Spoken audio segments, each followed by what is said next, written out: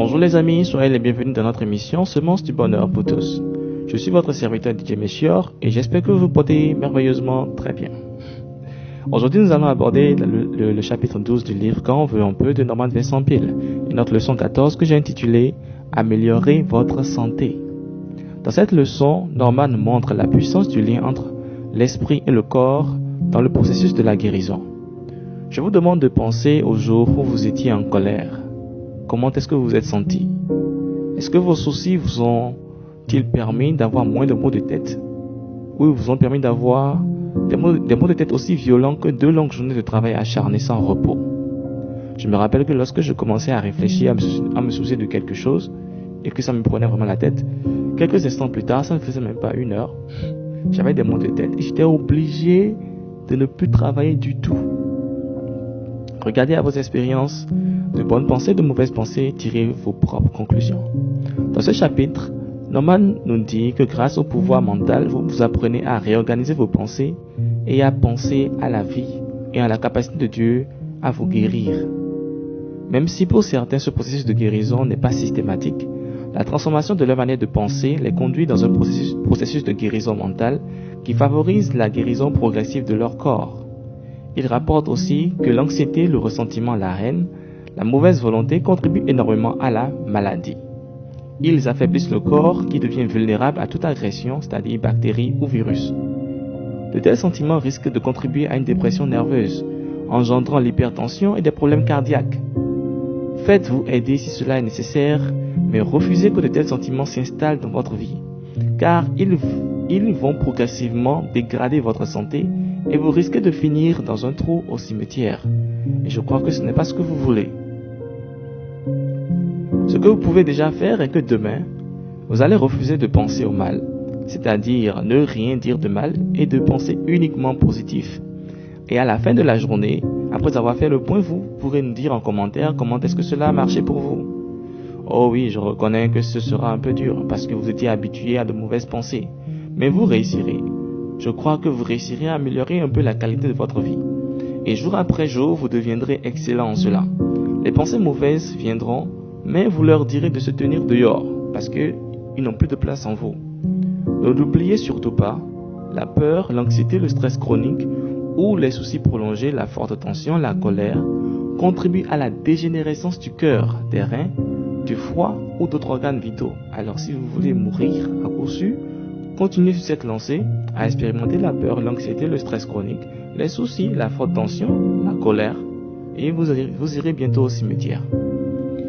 Si vous ne voulez pas ce destin-là, funeste, imaginez votre corps et votre esprit forts et pleins de vitalité, et ils tendront à devenir comme vous l'imaginez.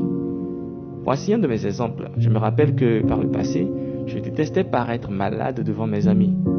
Donc quand j'apprenais qu'ils voulaient me rendre visite, cette volonté à ne pas être vu malade attisait ma soif de guérison et la fièvre qui me tourmentait disparaissait pour un temps, le temps de recevoir mes amis.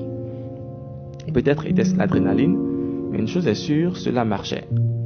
C'est d'ailleurs une des choses qui m'ont donné l'assurance du pouvoir de l'esprit sur le corps.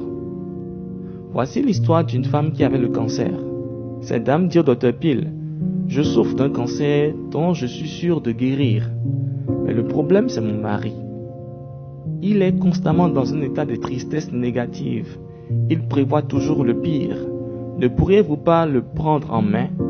Car il me voit comme une victime et une femme qu'il va perdre. » « Je vais bien, docteur Peale, dit la dame. Et plusieurs semaines plus tard, cette même femme était guérie et elle est venue voir docteur Peale dans son cabinet en pleine santé. Dr. Peale lui a demandé comment est-ce qu'elle se sentait. Elle a dit qu'elle se sentait très bien et que Dr. Peale rendait témoignage du fait qu'elle rayonnait de vie. Je vous dis ceci, moi-même DJ Melchior, vous savez, l'une des méthodes scientifiques pour lutter contre le stress chronique de manière efficace est d'amener le patient à reprendre contrôle, de l'amener à se sentir plus fort que l'événement par lequel il passe actuellement. Dès lors qu'il prend conscience de sa force, alors le stress et ses conséquences négatives disparaissent et laissent place à la vitalité et un enthousiasme à la vie, un enthousiasme profond à faire de nouvelles expériences. Que devez-vous faire? Alors, peu importe l'état de votre santé, imaginez-vous que vous allez très bien Imaginez-vous vivre en excellente santé. Imaginez que Dieu est capable de vous guérir.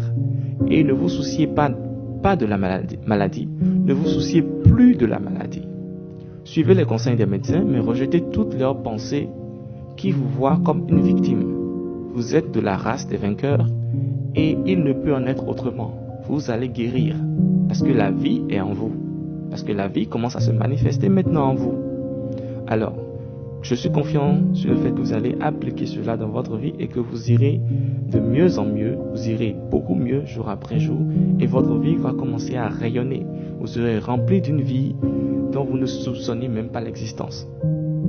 C'est sur ceci que nous allons mettre fin à notre émission du jour, Semence du bonheur pour tous.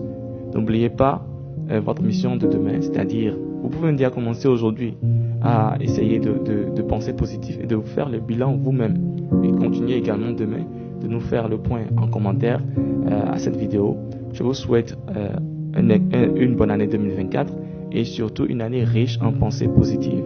Passez une excellente journée, chers auditeurs. Je vous informe qu'il ne nous reste que 2 chapitres pour finir ce livre.